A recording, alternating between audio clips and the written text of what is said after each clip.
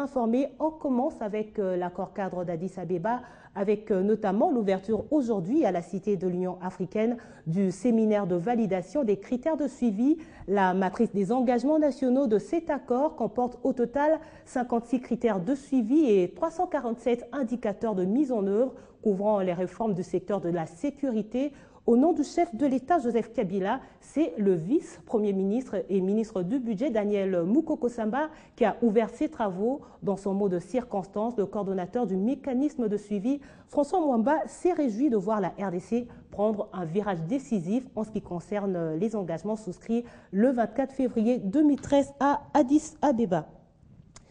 Et c'est désormais acté, la République démocratique du Congo a besoin de 85 millions de dollars américains pour financer la démobilisation et la réinsertion de 12 000 ex-combattants. Ce plan a été présenté vendredi après-midi par le ministre congolais de la Défense. Il vise à mettre fin à la quarantaine de groupes armés qui pilulent l'est de la RDC.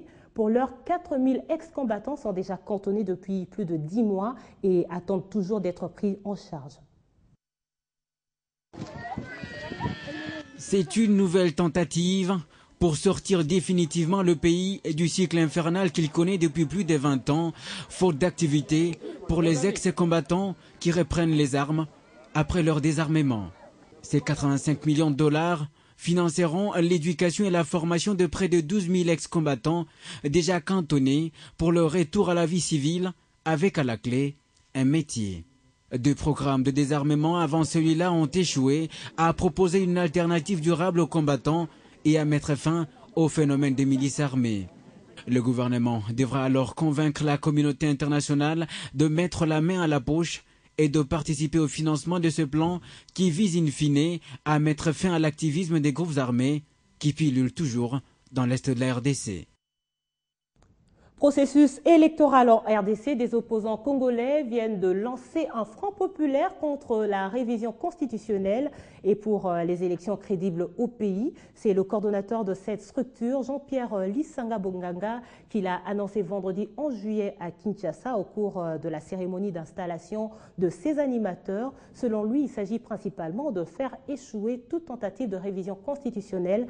Il a également été joint au téléphone par Guy Chungu et Dieudonné Massunda. Le Front populaire, aujourd'hui, c'est un appel que l'opposition républicaine lance, bien sûr, à l'égard des autres organisations, c'est-à-dire la société civile, d'autres personnalités, pour qu'on se mette ensemble avec deux objectifs importants. Le premier, barrer la route à toute tentative de révision de constitution. Vous qu'on ne touche même pas à un seul article. Surtout que le Sénat, c'est celui de 2006.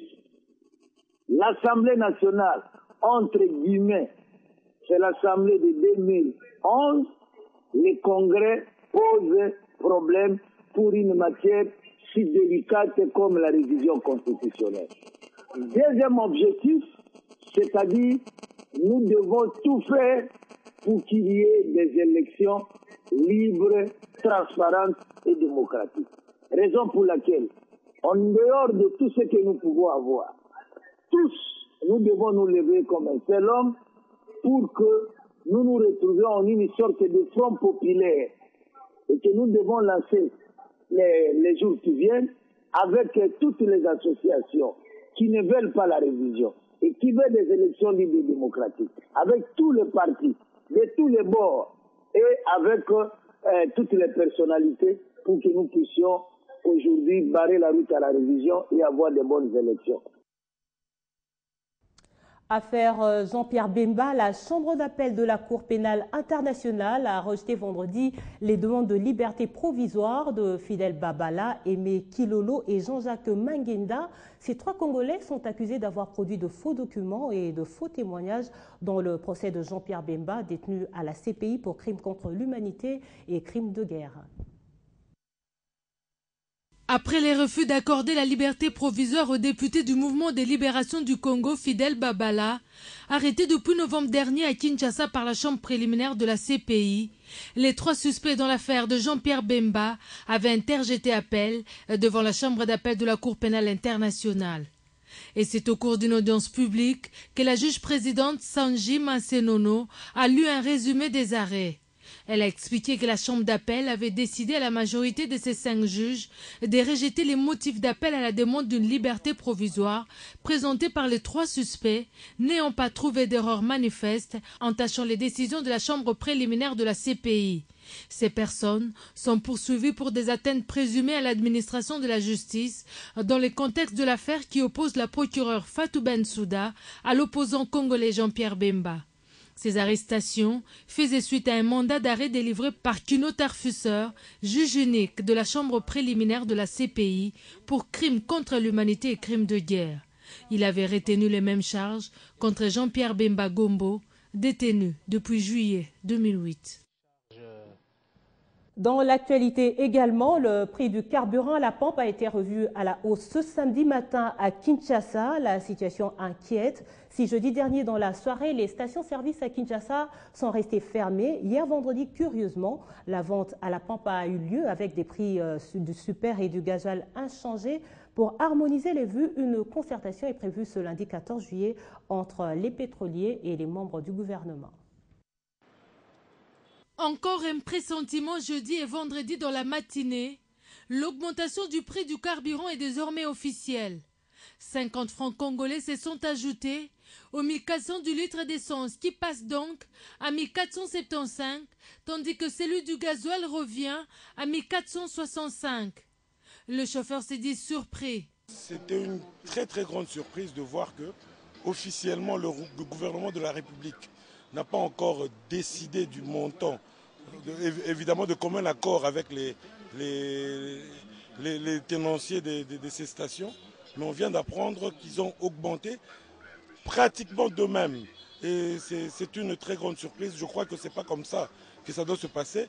Il faut qu'ils commencent par faire une déclaration relativement officielle où on prévient les consommateurs qu'il y a eu augmentation. Ça, c'est la surprise. Ça veut dire qu'ils sont passés de force et que le gouvernement est dépouillé par rapport à ça. Et pourtant, c'est un représentant du ministère de l'économie nationale qui a fait cette annonce à la télévision publique. Selon lui, il s'agit d'une décision consensuelle et pétroliers privés, hôtel de ville de Kinshasa et association de chauffeurs du Congo.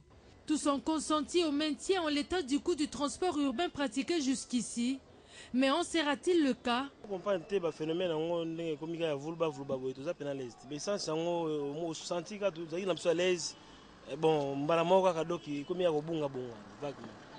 Un peu choquant, puisque bolamuki boyela tongo kabire mati. Soko kabire zo mata biso transport zo mata te. Omoni te kesa malamu te. So kabire mati mbalamoko faut gouverner pe apesa biso prix. Otozo tia ba 500. C'est le week-end à Kinshasa. Il faudra sans doute attendre le début de la semaine pour en avoir le cœur net sur la fluctuation ou non du prix du transport en commun. Changeons de registre avec la foire internationale de Kinshasa. Après une semaine de report suite à des problèmes techniques, l'édition 2014 de cet établissement ouvre ses portes ce samedi 12 juillet. Les différents exposants et tenanciers de stands sont prêts pour cette ouverture prévue en présence de plusieurs autorités du pays. Pour en savoir davantage, nous sommes en ligne avec le directeur général de la FICIN. Eugène Bokopolo, confirmez-vous effectivement l'ouverture de la foire internationale de Kinshasa, édition 2014, ce samedi 12 juillet? C'est pour des raisons techniques et à la demande des exposants que nous avons repoussé la cérémonie d'ouverture de l'édition foraine 2014 au samedi 12 juillet de cette année. Et je confirme que l'édition foraine de cette année ouvre officiellement ses portes aujourd'hui. Et les invitations que nous avons lancées dans le passé sont valables pour la journée d'aujourd'hui. Et quelle sera la particularité de cette nouvelle édition? Oui, je vous ai dit la fois passée que l'année passée, nous avions enregistré la participation de 4 provinces seulement. Cette année, nous avons plus de 5 provinces. Et pour ce qui concerne la participation étrangère, nous avons enregistré l'année passée la participation de 2 pays, le Bénin et le Cameroun. Cette année, nous en avons 3, parce que le Nigeria s'est ajouté.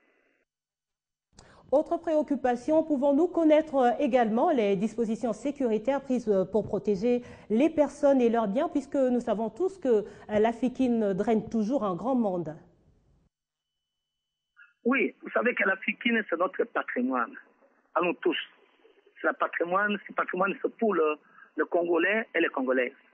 Nous avons lancé une invitation à toute la population congolaise de visiter massivement l'édition foraine 2014. Merci Eugène Bokopolo. Je rappelle que vous êtes le directeur général de la Foire internationale de Kinshasa. En international, les bombardements israéliens se poursuivent sur Gaza et les Palestiniens continuent de payer un lourd tribut. Cette nuit, 9 personnes ont été tuées dans cette enclave, portant à 120 le nombre de morts causés par les frappes de Tsahal depuis le 8 juillet.